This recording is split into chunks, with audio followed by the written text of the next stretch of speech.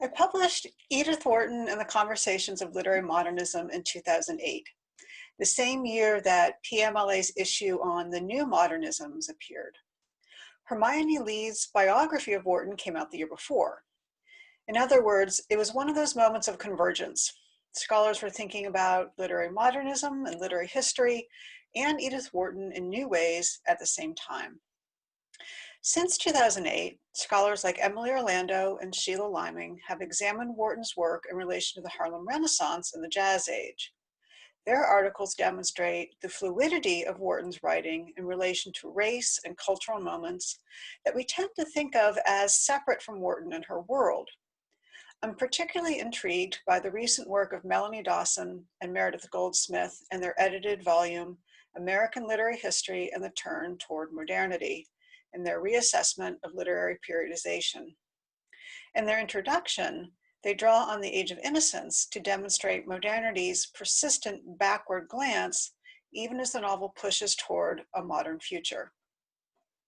Having recently edited with Laura Rattray, Cambridge's The New Edith Wharton Studies, I have seen the rich and creative approaches scholars are taking toward Wharton's work. All credit goes to the scholars for the research and intellectual engagement that they brought to bear for their essays. It also says something about Wharton and the richness of her vision and creative thought over 4 decades that so many scholars coming from different points of view have so much to say about her writing and its ongoing relevance. One question I've been asked to address for this roundtable is what I would do differently if I were to write my monograph now. 2 things come to mind. I intentionally avoided the major novels as I felt that I would find more engagement with modernism in some of Wharton's lesser known texts. Again, like many of us, I like to look into hidden corners and uncover what's there. Now, though, if I were to write the book again, I would focus attention on the House of Mirth, the Age of Innocence, and the Custom of the Country, with the ruthless Undine Spragg and her quest for the new.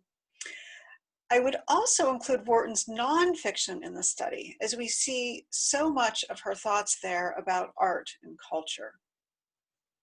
Second, in her review of my monograph for the Edith Wharton Review, Hildegard Holler regretted that I had not taken the opportunity to make new observations about modernism itself. At the time of writing that book, a discussion of modernism didn't seem to me to be within the scope of the project. But Hildegard's comment has stayed with me because I think she's right. Looking at modernism through what it has been defined against has proven again and again to be a useful endeavor in trying to figure out what modernism is, if it even is a coherent mode or production. And what I would say now is that viewing modernism through Wharton's body of work shows the extremely constructed nature of modernism and the ways in which such a movement could never be cohesive. For modernism emphasizes the individual and the subjective, and subjectivity, on the one hand, always differs. On the other hand, as Wharton shows, individuals always have much in common, and expressions of grief, loss, desire, and frustration must always be considered part of modernism. Thank you very much.